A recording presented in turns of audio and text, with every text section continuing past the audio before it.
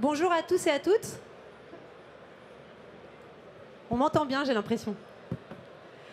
Tout va bien. Le projet urbain, c'est une solution pour lutter contre le dérèglement climatique.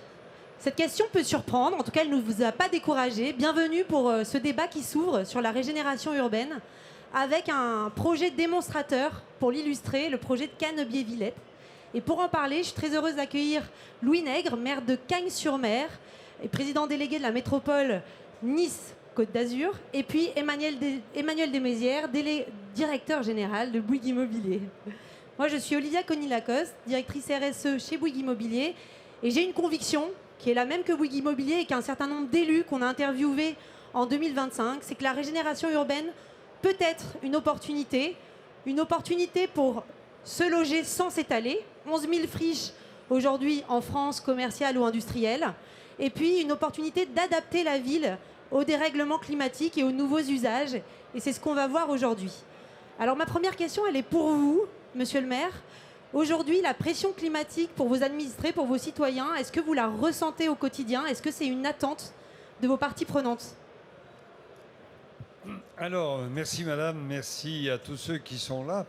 Je pense qu'aujourd'hui, l'attente de nos concitoyens a un peu faibli par rapport à 2020 avec le Covid. Où sous le Covid, on avait une très forte attente. Et là, vous avez vu, même en Europe, le Green Deal baisse. On est en train de réorienter un peu. Et donc, nos concitoyens sont sensibles à cette pression peut-être un peu moindre. Par contre, nos concitoyens nous disent que lorsqu'on rentre dans leur vie, dans les détails de leur vie, de leur famille, à ce moment-là, ça revient. Ça revient, et je vais prendre un exemple très simple, c'est celui de la végétalisation des cours d'école. La cour d'école française, qui ne ressemble pas à la cour d'école, par exemple, des pays nordiques, c'est une cour d'école qui ressemble d'ailleurs à la française, au jardin à la française. C'est tout plat, il n'y a pas d'obstacle, c'est du goudron et quelques arbres. Pourquoi ? Parce qu'on va surveiller comme ça plus facilement, et si vous y mettez, il n'est pas question de mettre, par exemple, un obstacle qui fait que derrière l'obstacle pourrait se cacher. On ne peut pas mettre un bout de bois dans lequel les enfants pourraient sauter de 50 cm, etc. etc. Et donc, on a le sentiment aujourd'hui que le projet urbain en tant que tel est un projet qui est porté par nos concitoyens à condition qu'il corresponde à ce qu'eux attendent. Les grandes théories et tout, simpleware. Par contre, dès qu'on parle de leurs enfants, dès qu'on parle de la cour d'école, on a fait des concertations et là, ça marche bien. Et l'exemple de la Villette est un exemple typique de cette concertation qui s'est étendue sur plus de 10 ans. Vous voyez, ça y est, le chantier a attaqué. Il était temps.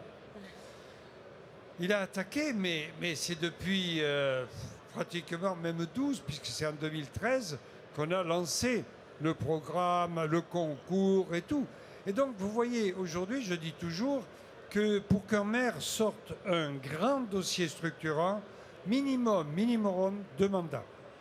Et là, ça a été fait avec la population. On a passé des dizaines d'heures, année après année, à discuter avec les comités de quartier, les commerçants et tout le monde pour arriver à un projet qui a d'abord été choisi, sélectionné. C'est un projet de rang national avec un architecte de très grande renommée. L'architecte, c'est Villemotte, avec une entreprise qui nous a présenté un dossier. Et je tiens à le dire publiquement parce que les autres n'ont pas fait et n'ont pas eu la même imagination. Imaginez que là où on va faire cet écoquartier, parce qu'en plus on a des ambitions, c'est un terrain aujourd'hui de 4 hectares qui est un parking. Donc l'îlot de chaleur par excellence. Bien. C'est bordé par l'autoroute A8. Il passe 120 000 véhicules au jour. Et ça coupe ma ville en deux. Eh bien, Bouygues a eu l'idée par rapport aux autres grands qui se sont présentés à ce concours, a eu l'idée de mettre le parking, il faut un parking, en façade de l'autoroute. et donc de cacher l'autoroute, d'arrêter au moins en partie le bruit, voire la pollution. Et là où on a vu que c'était un travail intellectuel d'architecte, c'est que non seulement il y avait un parking, mais il n'y a rien de pire qu'un parking aérien. Hein. C'est moche comme tout. Ça peut être moche comme tout. Bon, eh bien, eux ont inventé une vitrine sur 200 mètres. Hein. Bon, une vitrine sur 200 mètres avec de la végétation. Alors là, et c'est ça qui les a fait gagner. Parce que c'était tellement innovant. On était, vous voyez, il y a quasiment 10 ans. Hein. Alors oui, ce quartier, il fait une part belle à la végétalisation et il répond quelque part à des nouvelles contraintes réglementaires, opérationnelles. On fait un peu la ville autrement, Emmanuel de Mézières, quand on fait ce type de quartier. Alors, le règlement, il est pesant parce que, monsieur le maire l'a dit, on a mis 10 ans pour attaquer le premier coup de pioche. Donc c'est long.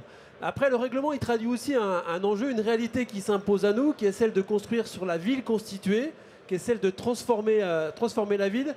Alors, ça prend du temps. Mais ces projets-là, et franchement, ça fait plaisir de le porter main dans la main avec les élus, parce que derrière le maire, il y a toute une équipe.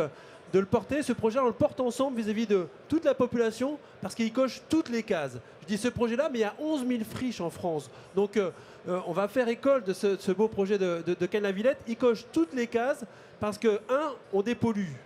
2, on renature. Là, c'est 50% des surfaces qui sont renaturées. Le parking, il était 100% artificialisé, 4 hectares. On vient créer 50% de pleine terre, 65% d'espace vert. On renature et donc on recrée dans la ville un écrin de fraîcheur, en particulier dans les périodes caniculaires. Et puis 3, c'est peut-être là le plus important, c'est qu'on crée du logement à une époque où on n'en a jamais autant manqué. Et quelle que soit la catégorie sociale, quelle que soit la nature des habitants, la crise du logement, elle est au quotidien, en permanence, dans la tête des Français. Et donc on répond à ce besoin, c'est un peu moins de 500 logements, donc on est dans une densité qui est tout à fait modérée, qui est en pleine continuité de la ville existante et qui au contraire vient renforcer cette ville existante avec des commerces, avec des équipements. Et donc on est dans un projet qui est attendu, je crois, par les habitants de Cagnes. Donc notre métier, effectivement, il évolue parce qu'il est plus technique, il est sur des échéances qui sont plus longues. Et je pense que là, si on doit parler du règlement, on pourrait quand même trouver des solutions pour accélérer ces séquences.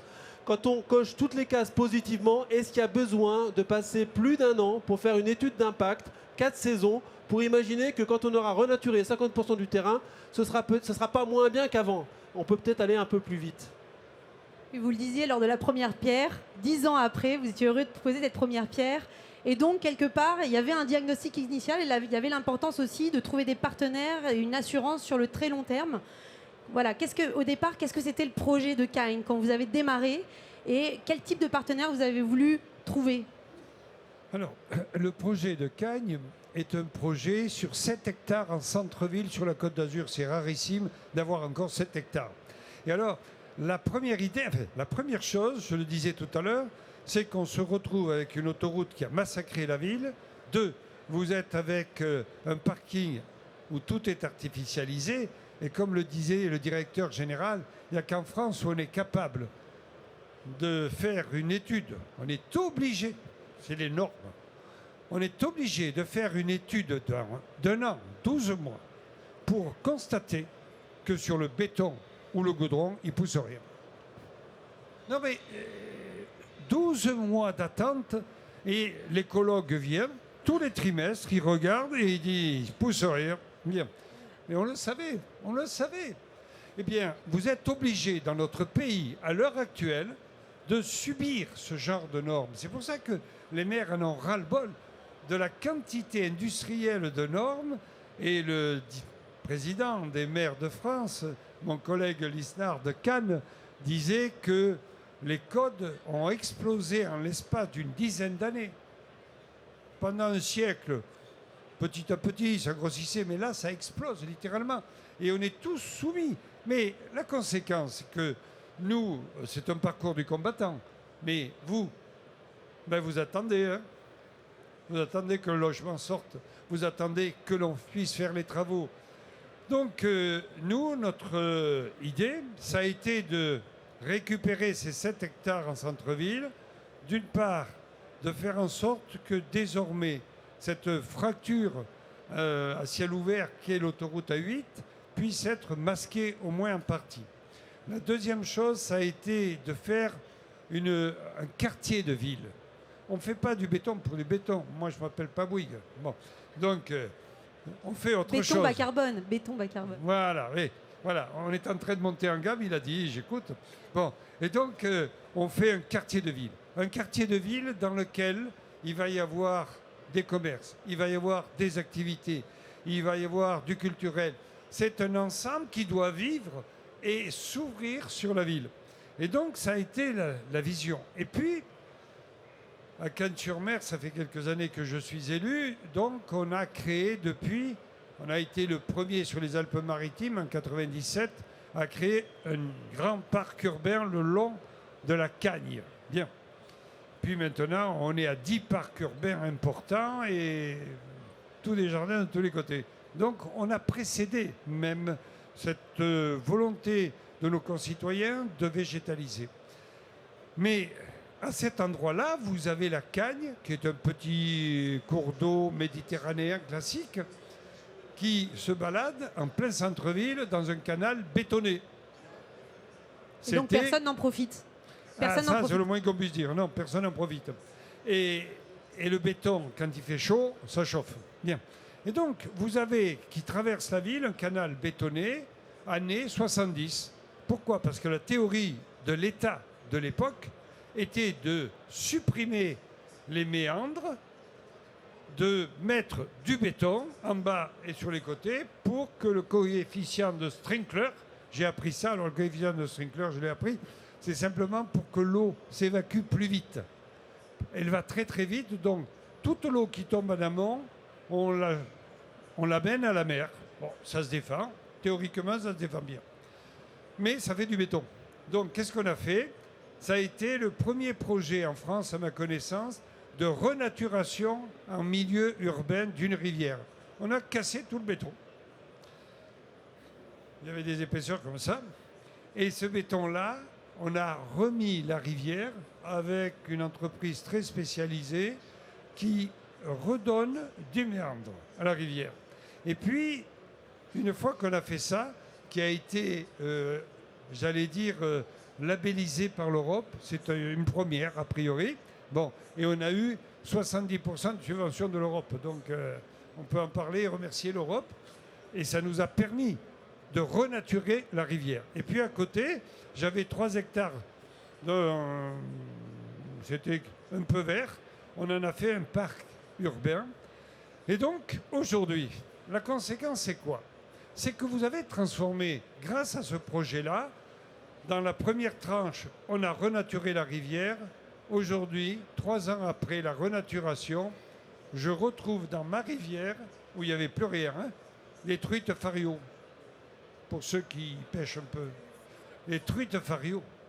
C'est le haut de gamme. C'est les plus c'est sensibles. le haut C'est les truites du Jura, normalement, ça. Oui, mais vous les avez exportées chez nous, monsieur. Donc, la truite fario existe aussi dans les Alpes-Maritimes et c'est le haut de gamme en biodiversité.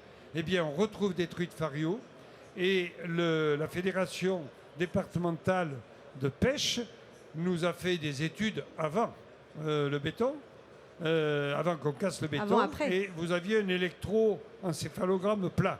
Depuis on a refait la renaturation, c'est comme ça, ça monte comme ça. On a les anguilles qui reviennent, on a les truites fario, et vous avez maintenant en plein centre-ville, parce qu'il y a des immeubles tout autour, vous avez des buses qui tournent sur la ville, en centre-ville, qui regardent en bas, et hop, vous les voyez plonger et récupérer quelque chose. Voilà ce que c'est qu'un projet urbain, avec la 3e tranche, qui est sa tranche à lui, c'est l'écoquartier.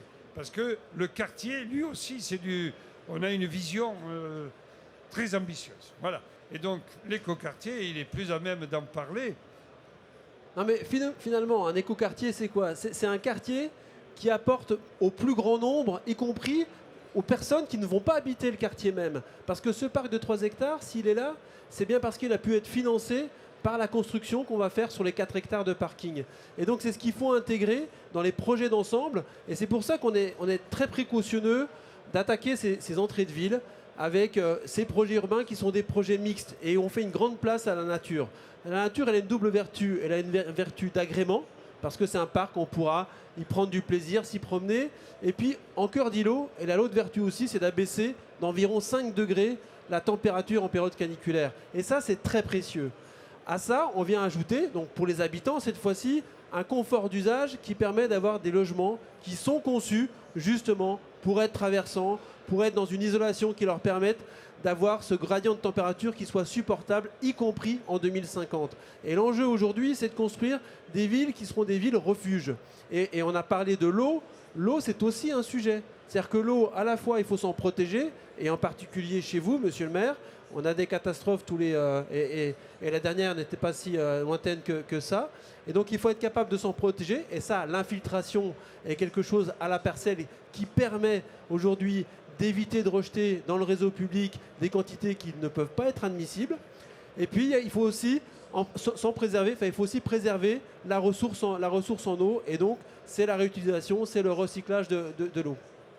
On voit bien que ça... Si vous me permettez, je rebondis un instant, parce qu'il me tend la perche là.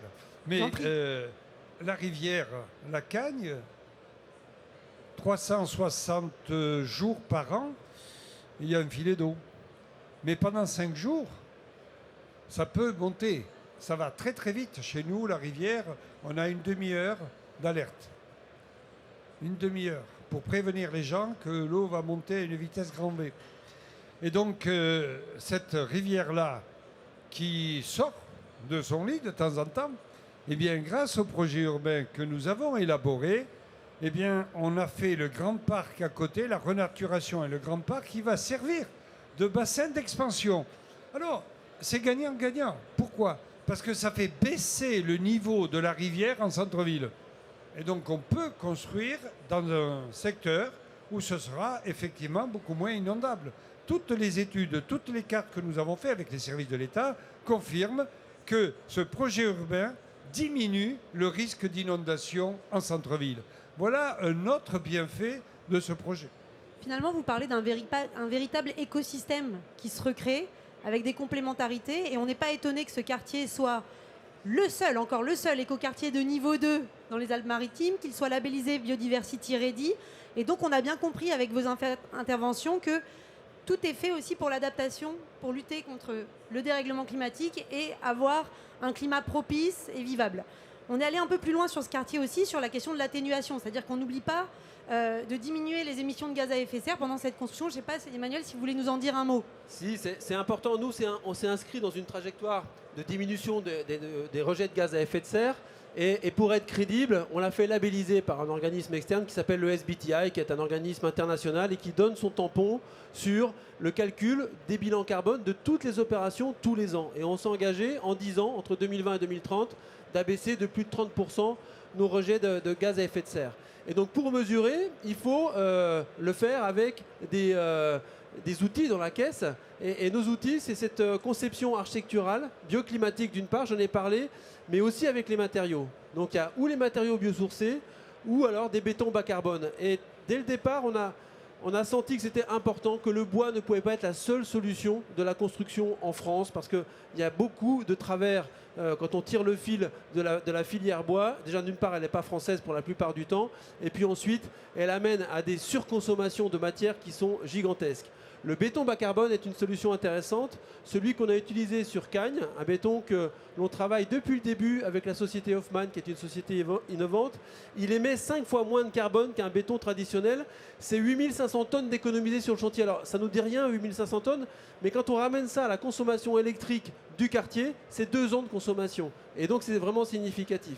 Après, il y a la réutilisation, il y a tout le réemploi, qui est aussi une solution. Et puis le sujet énergétique, on a beaucoup travaillé ensemble, monsieur le maire, avec vos services, sur nos fameuses sondes géothermiques qui nous permettent d'avoir 60% de notre énergie, qui est une énergie renouvelable. Et donc un écoquartier, c'est un tout. C'est à la fois la ville refuge, et donc là on est sur le volet de l'adaptation, mais c'est aussi son bilan carbone, et là on est vraiment sur le sujet de l'atténuation. Et est-ce que ce modèle est reproductible ? C'est-à-dire que ce démonstrateur, il nous paraît tellement exceptionnel. Est-ce qu'on va être capable ? Est-ce qu'il va être le seul ? Ou est-ce que demain, il y en aura d'autres ailleurs ? Alors, Je Louis repose la Nègre question me dit il n'y en a qu'un par mandat comme ça, donc il faut attendre un petit peu à Cagnes pour refaire la même chose. Mais par contre, ailleurs, oui, bien sûr qu'on le fait déjà, et on avait même commencé avec des friches industrielles. On peut citer à Cormeilles en Parisis, donc dans le Val d'Oise, un projet important de 1200 logements, où sur une cimenterie, on vient renaturer, on vient créer une marina avec la Seine qui pénètre et qui nous permet d'avoir 200 anneaux au bénéfice des habitants, des commerçants de ce nouveau quartier. Et donc on a des solutions qui, encore une fois, cochent toutes les cases d'un point de vue de la société. Elles permettent de loger et toutes les catégories sociales. On a du logement très haut de gamme avec des vues sur la Seine qui sont magnifiques. On est à un quart d'heure de la Défense, mais on a aussi du logement social. Et ça, on le fait main dans la main avec les élus, parce que c'est un projet qu'on a lancé aussi en 2016-2017, donc ça a pris aussi 10 ans, et on va livrer la dernière tranche dans quelques années. Donc ce sujet-là, on le reproduit partout en France, à Toulouse, évidemment également avec le grand projet qui vient d'être gagné avec la consultation de la cité administrative de Toulouse. Avec des compétences quand même bien spécifiques, parce que ça reste des projets complexes. Qu'il faut pouvoir suivre dans le temps, comme vous le disiez, avec de la patience. Alors je me retourne vers vous, monsieur le maire, pour un dernier mot. On est ici au Salon des maires. Est-ce que vous auriez une recommandation à donner à d'autres élus qui veulent garder leur ville fraîche et sèche, la rendre vivable et désirable pour leurs administrés? Est-ce que vous avez un mot à nous dire là-dessus? Oui, tout simplement croire en l'avenir. Si vous voulez, on a listé tout à l'heure, je vous ai donné quelques exemples de difficultés et du parcours du combattant. J'emploie ce terme volontairement, parce que c'est un parcours du combattant. On pourrait le faire de manière en temps plus restreint. Encore une fois, c'est de l'argent, c'est de l'énergie, et c'est une attente qui n'est pas satisfaite. Mais si j'avais une observation à faire, je demanderais à ce qu'on allège un certain nombre de normes, qu'on nous donne un peu plus, qu'on nous fasse un peu plus confiance aux maires, parce que les maires, eux, ce n'est pas des fonctionnaires, ils sont élus par la base. Et donc, si on ne satisfait pas la population, on les virait. C'est très bien, c'est la démocratie. Je n'ai pas encore trouvé un meilleur système, moi. Donc, je préfère les élus qui doivent rendre des comptes plutôt que des bureaux qui travaillent, qui nous pondent des décrets, des arrêtés et des normes. Après, on a beaucoup de mal à les mettre en place. Et encore une fois, on n'est pas suffisamment à l'écoute de nos concitoyens. Vous voyez, ce projet a fait l'objet d'une concertation qui s'est étalée sur une décennie. Il a donc été accompagné, il a donc été modifié. Il y a même, si je disais tout, il y a même un premier permis que j'ai refusé. C'est dire. On saura tout. Mais c'était avant le Covid, et il est arrivé le Covid. Et donc, le premier permis, tel qu'il était fait, était, y compris moi le premier, avec des idées d'avant Covid. Et le un peu moins vert, non? Et le Covid a fait apparaître une demande différente. J'ai la chance, et c'est pour ça aussi que je le remercie publiquement, c'est que Bouygues a entendu le message de nos concitoyens et donc a fait un nouveau permis différent du premier, qui entrait dans cette vision d'après-Covid.